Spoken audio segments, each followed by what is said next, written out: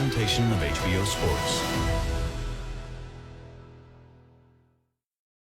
Hello again, I'm Jim Lampley. On March 18, HBO pay-per-view takes you to sold-out Madison Square Garden for the latest make-or-break installment in the shoot-the-moon career of Kazakhstan's middleweight knockout sensation, Gennady Golovkin. 23 knockouts in a row and counting, 18 of them in title fights. The American opponent, once beaten Daniel Jacobs, has his own streak, 12 knockouts in a row coming in. So to help get you ready for Golovkin versus Jacobs, we're going to take you back to Triple G's most recent ring appearance.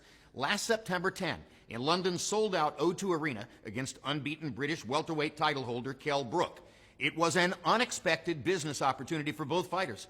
After Golovkin spent months pursuing his holy grail fight against Canelo Alvarez, Plan B was a contract agreement to fight England's Chris Eubank Jr.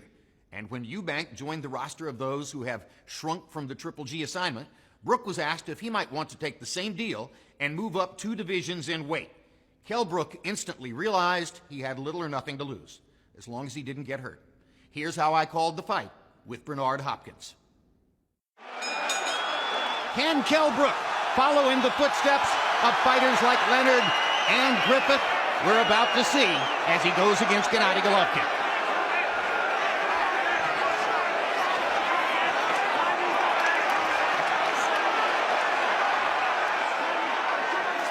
There was a full-scale wave of speculation on the web, particularly in America yesterday, on the notion that Gennady Golovkin was ill under the weather, didn't look good at the weigh-in. He and everyone in his camp says there is no truth whatsoever to that. He feels fine, and to us, he looked as though he felt perfectly all right. Agreed, Bernard? Well, he looks good now, and he's been who he is. He comes forward, he's looking for shots. To me, if this what a guy look like when he's sick, God knows what he look like when he's well. No, I think he's fine. I think it was just a rumor, and he said it wasn't true. Stalking much more aggressively than he did early in the Lemieux fight, looking more the way he did against Dominic Wade, trying to get in and land power shots. He takes a right hand from Brook as he's trying to land his left hook.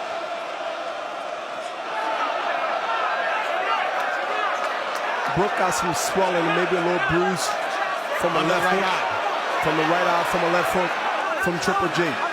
Triple G is setting him up, and if he stay on that rope, body shot, Brook is in trouble. And Brook reaches out and grabs Gennady Golovkin and gathers him to him after Golovkin hammered him to the liver with a body shot. If Kell Brook stay on that rope, he will not survive in this fight. He has to fight his fight. Right now he's being overwhelmed and overpowered. Uppercut by Brook. Left hook brought the crowd alive. Golovkin nodding at him as if to say, okay, I tasted what you got. Kell Brook is not staying in the middle of the ring. He got hurt. I think he's still hurt. And he has to now find a way to survive this round because Triple G is continuing to put pressure and he's continuing to make his punches count. Golovkin missed with the right hand over the top. Tapped Kell Brook with the left hook. Brook trying to fire body shots of his own to back Golovkin off a little bit. Brook has established that jab more than just one punch. He's throwing a jab, Brook, and throwing one punch at a time and going back towards the rope. He must keep Triple G in the center of the ring and try to at least get him some rounds under the belt where he can go ahead and figure it out. Triple G is #1 in the sport by CompuBox count in landing jabs. There's a good uppercut for Brook. There's a right hand for Brook. And now Golovkin comes back with a left hook. There's a mark outside Golovkin's left eye from the right hand by Kell Brook. 15 seconds left in round 1. Both fighters have made statements. Golovkin wants Kell to try to get brave and try to be brave because that gives the puncher a bigger chance. Triple G will have a bigger and a greater chance in exchange. Crowd is happy with what they saw in round 1.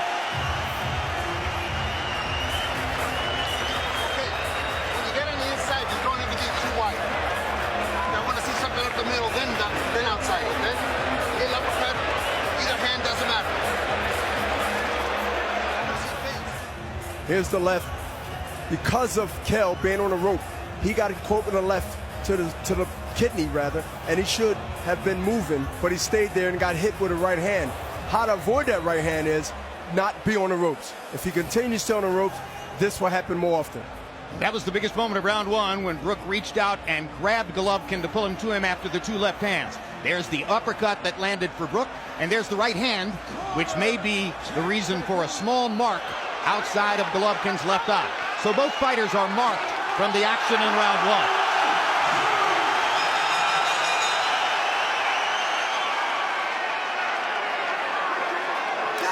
Veteran referee Marlon Wright staying away and creating some distance to give freedom of movement to Golovkin and Brook. Brook must be active with that jab. He must be consistent with that jab. Not only patient, but consistent. Because if he sits there and wait and take a picture and look at Triple G, then he will receive, and he don't want to be on the end of those punches. He has to be first every time an exchange is being thrown by both men. And if he's not first, I don't believe he can take the power in a long fight with Triple G. Well, for better or for worse, he's not trying to stay away. Brook seems to have accepted the reality that he's going to have to fight with Triple G. Maybe he wants it that way, and they're trading in the center of the ring. And right now, Brook is getting the better of it as Gennady keeps his hands back. But he must not get too brave when he get too comfortable, because Triple G is a high percentage knockout punch, but he can't. Cal Brook can't think about the power, but he must think about what can happen as far as knockdown, hurt like he was before, so he must be conscious of that. Golovkin going to his jab now. Didn't seem interested in jabbing as much in round one. Now jabbing, set up the right hand. And Golovkin landing a series of jabs before sweeping a right hand across Brook.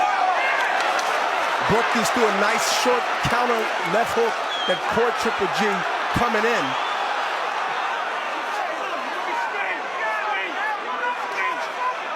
Golovkin has not been knocked down in his professional career. And he says never in his amateur career either. 350 fights. 1 minute left in round number two.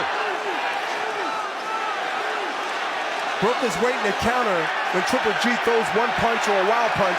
He's waiting to counter. He's a better counter puncher when Triple G is coming in. Uppercut by Brook. Crowd comes out of its seats, excited by the uppercut. Brook getting in some heavy shots here in round number two. Golovkin gets in a right hand over the top. But Brook comes back with a four-punch combination. Crowd's getting very excited. It started with an uppercut. Brook threw a punch, and then he threw the uppercut, and he threw the uppercut again, and then he threw the right hand behind it. He's starting to put his punches together, and if he continue to do this in the later rounds, where he buys himself time, where he wears out Triple G to the point where Triple G is throwing one punch and trying to throw the knockout punch, then he might have something here. Brook seems to have realized early on that Golovkin wants to put pressure on him, wants to put him in a box, and he's landed effective uppercuts in both of the first two rounds.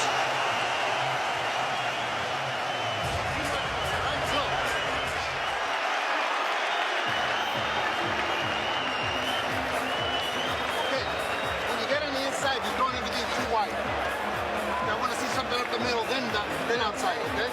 Get an uppercut, either hand, doesn't matter. I want to see a feints, too. Throw a jab, I want to see a feint, see how he reacts, okay? Stop reaching for him. I know that you're trying to get distance with the hook, but stop reaching for him, all right?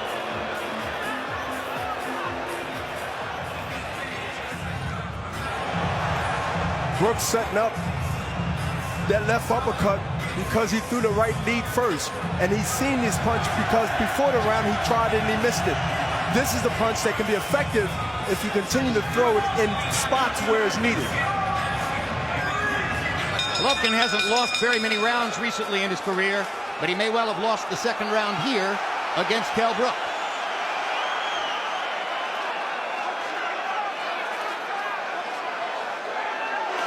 Brook must not get too brave, but smart enough to fight a smart man fight. Referee Marlon Wright is going to call that a slip rather than a knockdown. Golovkin totally in agreement. Now you see Golovkin's putting a lot of pressure on Brook. He's trying to now rush because what is urgency? Is urgency because he see himself getting outboxed and getting hit with some shots that he never got hit with. And I'm pretty sure his trainer told him to go out there now and start putting pressure and start changing the tone of this fight.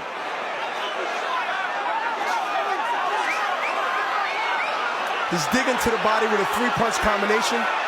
Triple G, jab, right hand, left hook to the body, and got the attention of Brook. Brook didn't like that combination punch and definitely didn't like that left hand to the body. And unlike in the second round, when Brook was able to keep a lot of the action in the center of the ring where he likes it, Golovkin has been able to get him to the ropes a couple of times here in round number 3. Hard right hand by Golovkin. Just misses with the left hook. Golovkin don't want Brook to now get confidence. If Brook continue to win rounds here and there and go into a late rounds, then Golovkin's going to have really a serious problem catching up. Not that he's in losing the fight, but he must now try to go and establish his dominance. He's walking in, not even ducking. He's coming in just wanting to throw the power punch, but not be leery or worry about the jab because he's so confident that he can hit Brook and maybe hurt him. And Brook got a chance at a clean right hand there and landed a glancing blow. If he had landed it solidly, it could have hurt Golovkin. I think he is hurt, Jim. He got hit with a short uppercut just now with the right hand, and Brook is now throwing more than one punch. He's throwing right hands behind the left jab. If he continues to stay poised and pick at shots, but not get caught in a shootout or a fight where he gets the bad end of it. Brook is trying to build something memorable here. Golovkin is trying to reverse the momentum immediately. Gennady gasping for breath. Those people who thought he was ill yesterday may be thinking again that they were onto something. But Golovkin keeps bearing in and putting pressure on Kell Brook here in round 3.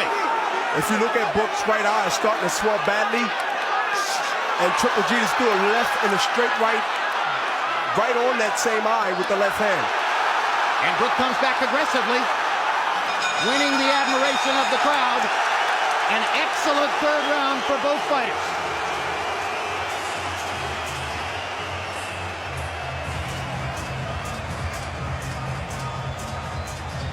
I want to see jabs. I want to see something in here when he's up against the ropes, all right? Then throw the jab. Get closer, baby. Come on. You're reaching for that hook. Hey, it's a matter of time. Just keep pounding on that, okay? Now, when you're throwing a body shot, do it with your arm. Don't miss. Here, it's okay. All right? Here's Golovkin now seeing a position of throwing the right hand, which he did.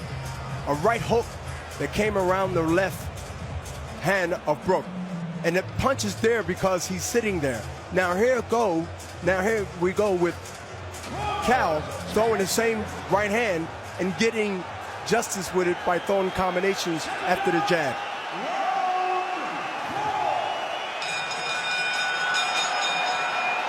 Gennady Golovkin has not thrown what I would call a lot of wild or desperation punches in the fights we've seen up to this moment.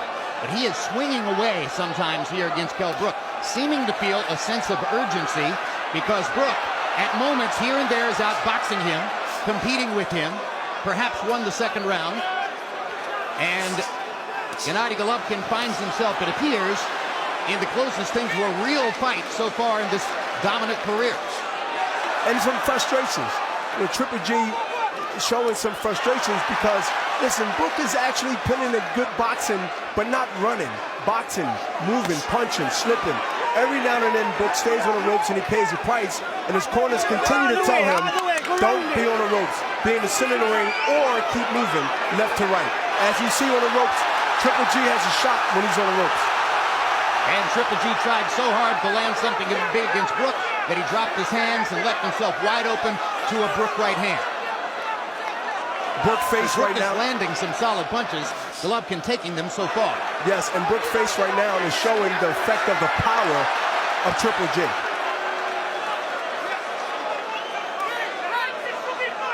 By the way, Harold Letterman is scoring this off of a television monitor in Los Angeles, where he'll be working tonight at ringside.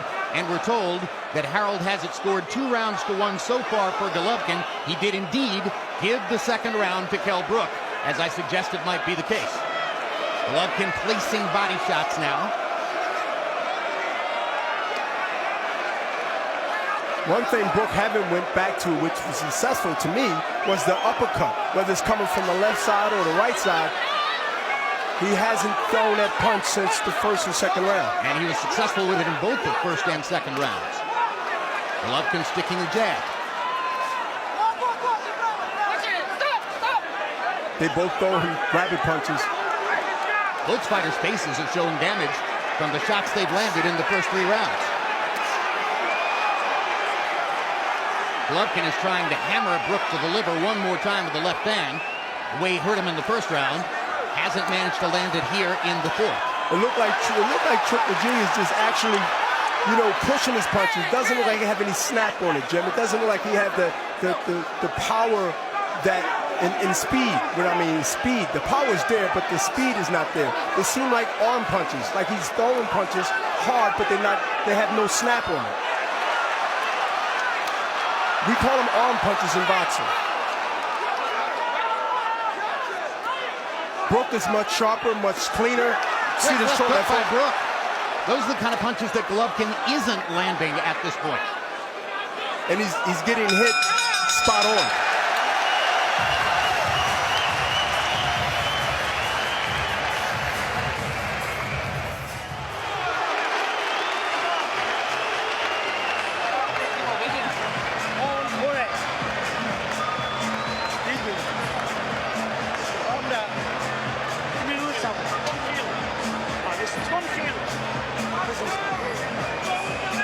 That's 3 rounds. Trust me, I'm watching every move. I'm watching every move. Do you understand? Dominic You got Ingle game me and I'm watching everything what's going This on. is called the bait and to kill switch. Brook. This Go is ahead. called the bait and switch. He pulled him in to counter him. He pulled him in to throw a punch, which is Triple G. He threw the punch, he missed the punch, and he got countered with a good right hand. Once I don't see you kill Brook, that's it. You're going to be there. You're still there. Right? Come shield. What do you want? What do you want? There's some urgency from Ingle talking to Brook as the swelling is starting to grow around Brook's eyes. As round 5 begins, let's go quickly to Harold Letterman to see how he scored the first 4 rounds. Harold?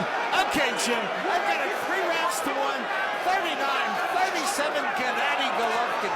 Jim, he keeps pushing him back, keeps landing hard shots. I just think that, he's landing the cleaner, harder punches.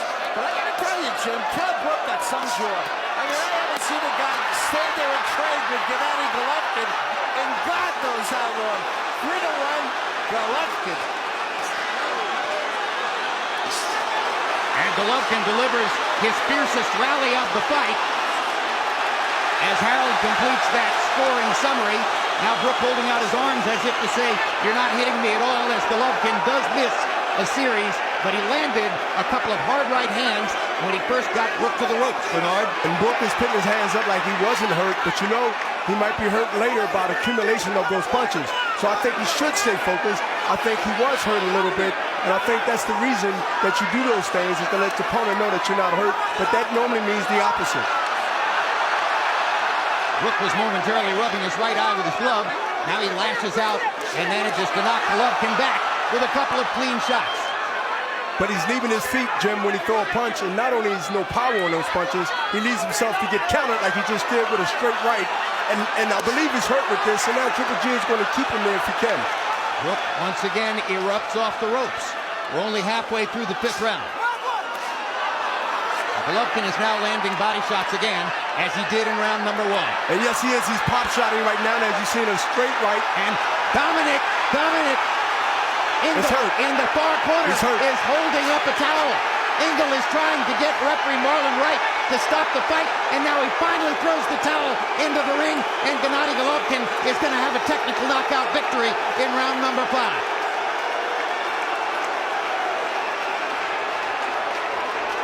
And that's an amazing decision on the part of Dominic Ingle. We saw his urgency between rounds prior to that round, but who would have thought that he was on the verge of getting up on the ropes with a towel? Bernard, your shot. I don't agree. You don't understand it? I don't understand it. He was getting hit with shots, Jim, but you seen the heart in him. He got hurt early in the fight. He really fought back in those rounds to get to where he at least was in that same position, but he got out of that position. I don't see no difference than when he got hurt earlier than that stoppage of being buzzed to the point where he stopped the fight. We're going to have to wait to hear stop. what Dominic Ingle has to say about what he did. Obviously, it's going to be fascinating to hear what Kell Brook thinks about the stoppage and about how he was doing to that point in the fight against Gennady Golovkin. The crowd is mystified, to say the least, but the fight is stopped, and Golovkin has a technical knockout victory. Knockout number 23 in a row. This is earlier in round 5, Bernard. Exactly. Here's it right now. To me, he's just as hurt here, where his legs is not under him. And there you can see Dominic Ingle waving the towel. And so that's what I believe, that, you know, it was a bad stoppage. Let the man finish. This is an opportunity to make history, an opportunity to fight your way back. That's what we do. Ingle must have thought that the tide had turned, that his fighter was in effect out of the fight, and he wanted to prevent further damage to a great welterweight fighter, if in fact he's going to go back to welterweight, or maybe a terrific junior middleweight or middleweight, depending on where his future lies. But it looked as though Ingle had made a decision to protect Brook's future. I think it was more of emotions. I think that was the decisions off emotions and not off of what's at stake. And to me, personally, I don't think, as a fighter and also as a person outside looking in, that a fighter wants to go out on his back if he has to for an opportunity like this. And to me, he wasn't as hurt as he was round 2, round 3. Whenever those rounds earlier was, he wasn't as hurt as he was hurt now. And it seemed like a tremendous opportunity because both you and I think, were observing that Golovkin wasn't at his best. This was not a sharp effort, in particular, by Gennady Golovkin. It was a lot of arm punches by Triple G. It was a lot of sucking air in, and I didn't see the snap on his punches. I seen him following more than cutting the ring off and actually throwing punches, you know, with meaning to it, to the body and to the head. Tonight was a night I think he was vulnerable than any fight that ever watched him. I thought he was vulnerable too, particularly if Brook could have been more precise with his counter punches.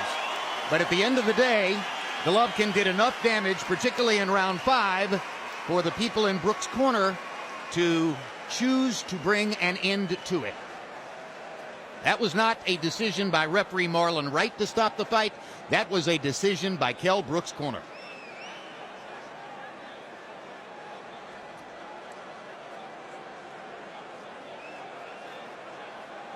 And Golovkin, among many things that he must be feeling, you would have to assume that relief is one of them.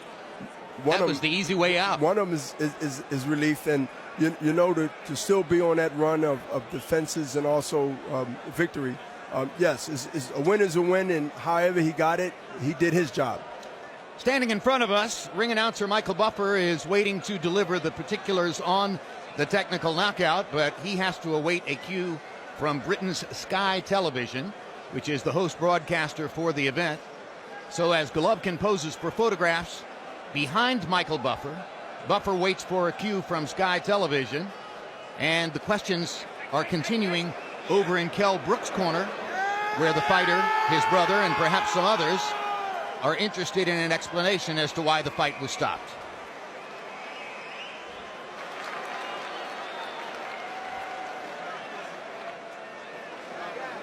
A sense of anticlimax Ladies and gentlemen, at the O2 Arena. The Now here's Michael. corner, the red corner, indicated to referee Marlon Wright to call a halt to the contest.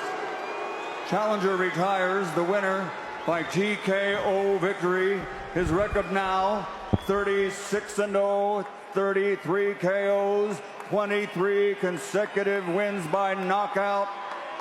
Still, the undefeated, universally recognized middleweight champion of the world, Gennady Gennadyovich Golovkin, a.k.a. Triple G.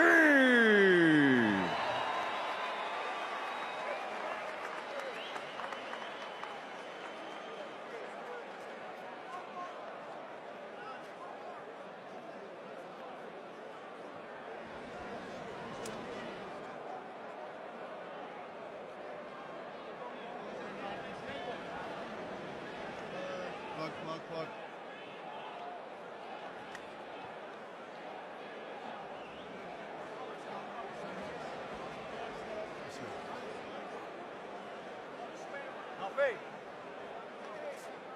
So we now wait at ringside for our turn to interview the fighters. And once again, the host broadcaster is Sky Television.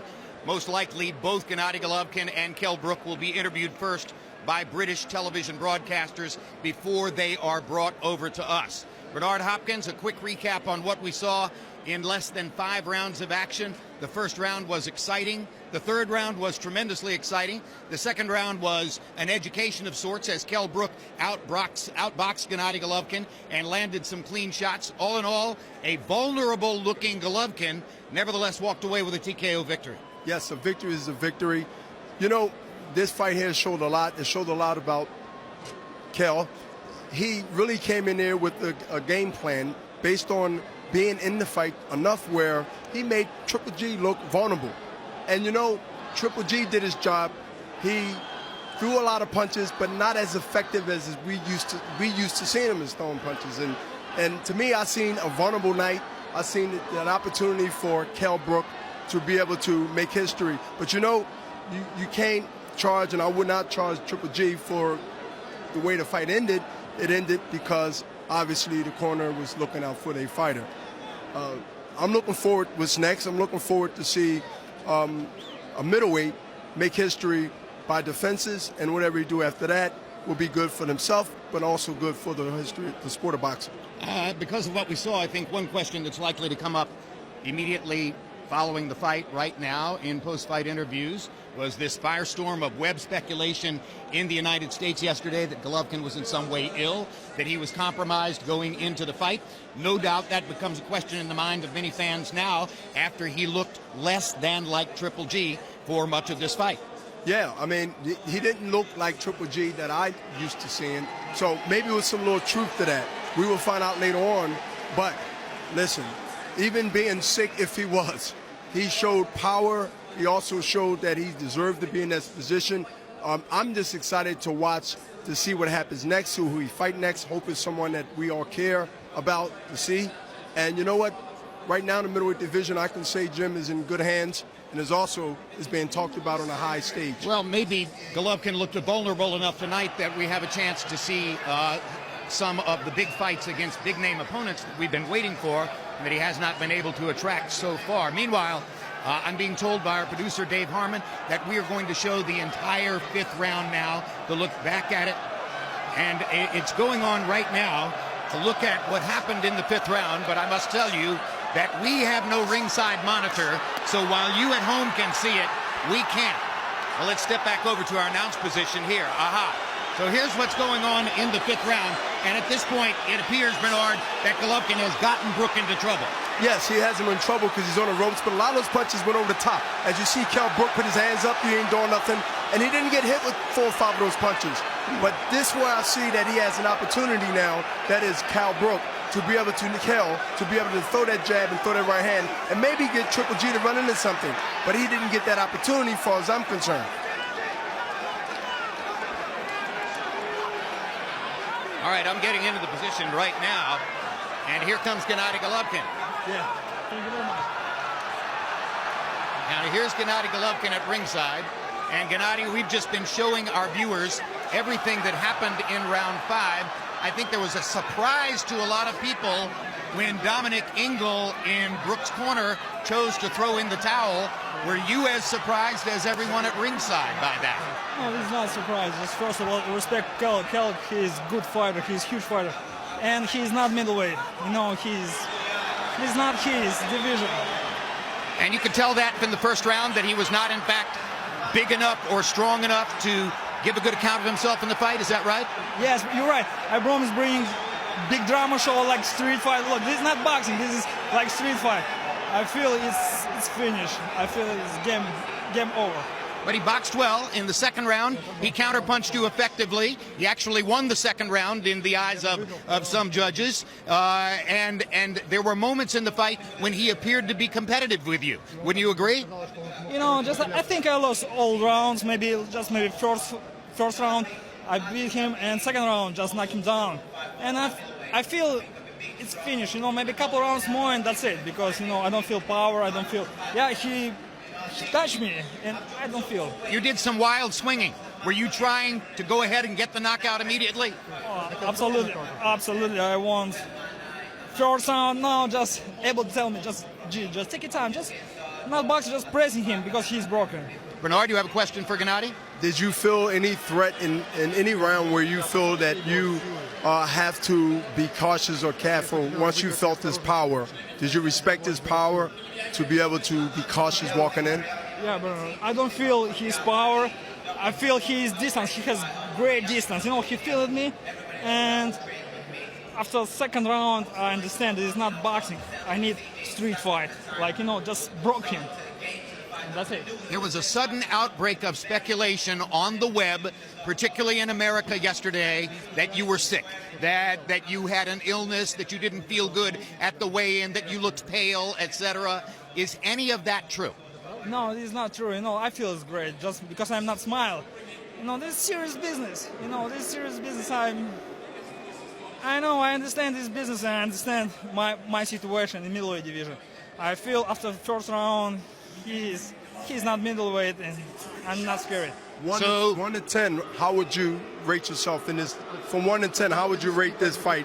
Your performance. My performance, 3 or 4. Not good. Not good, yeah. You know, I promise bring drama show.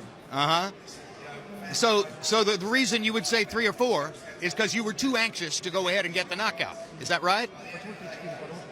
Yeah, because I'm today just not boxing, not like world class, boxing world class. You know, like street fight, like sparring. This is like sparring. You know. All right, well, you need the focus and concentration of fighting the best in the world. Abel, let's bring in your trainer, Abel Sanchez, here for a moment. Abel, what were you saying to Gennady throughout the fight? He says it was a 3 or a 4. How did you feel about his performance? About a 4. Yes, he was trying too hard to knock Kel out. The not smiling yesterday, he had an hour and 40-minute ride. He was upset. He wanted to get on the scale and get out of here, but he just was trying too hard. I was trying to tell him this is a 12-round fight. Just beat on him, practice. I wanted him to use the jab more. He's used it half the round and then he wouldn't use it. But the corner did the right thing. It was a matter of time. He was taking too many clean shots. At that point where they stopped it, it was over. I mean, Gennady knew it was over and he was touching him with too many clean shots. I think something's wrong with his eye, and the heavy hands eventually were going to hurt him permanent. You're talking about Brook's right eye, which began to swell almost immediately after Gennady landed a left hook in the first round. Did Dominic say something to you about that when you spoke to him afterward in the corner? Actually, I noticed that in the second round. He kept pointing to it and kept touching it. Kel did. And Dom did say something, and something was wrong with his eye. But it wasn't so much his eye. He was just getting touched with too many clean shots. And that can be very dangerous.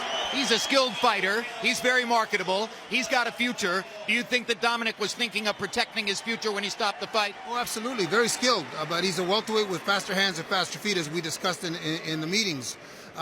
We knew that he was going to be fast, but we knew in time we were going to break him down. It's just that he was a little anxious. He was reaching a little too much with his hook, but he wanted to put on a show for the crowd.